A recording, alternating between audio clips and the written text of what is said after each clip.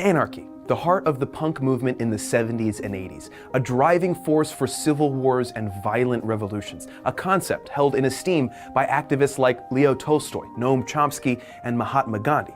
So, what is it?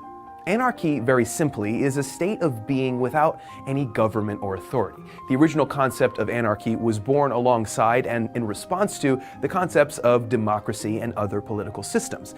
But it wasn't until later, around the 18th and 19th centuries, that modern anarchist philosophy was fully developed in Western countries. Following the French Revolution, anarchism gained prominence as a political alternative to theocracies or monarchies, and as an attempt to achieve total equality by eliminating authoritarian roles. However, as Noam Chomsky and other academics have admitted, it is somewhat of an unrealistic utopian theory. Many forms of modern anarchy are political ideologies that hold the government responsible for the world's problems. Because there are many forms of state control, there are many different forms of anarchy.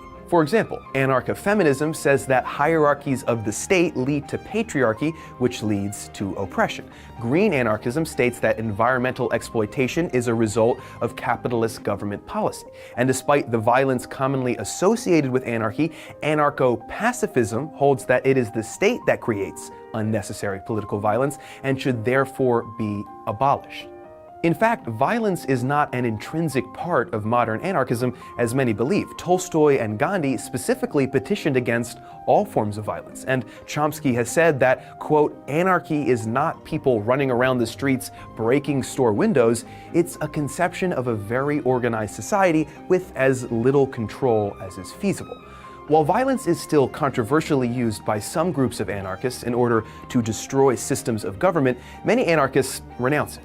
A lot of people would agree that anarchism is a good idea in theory because it promotes both freedom and egalitarianism. However, in practice, it would be difficult to perfect. As Chomsky explains, anarchy is a response to oppressive political movements rather than as a standalone system of government. Democracy is another theory that is often more hard to understand than you might think. To learn more about what democracy really looks like, check out our video here. The concept of democracy is simple, fair, and pretty much common sense, except when it's not. Thanks for watching TestTube. Don't forget to subscribe.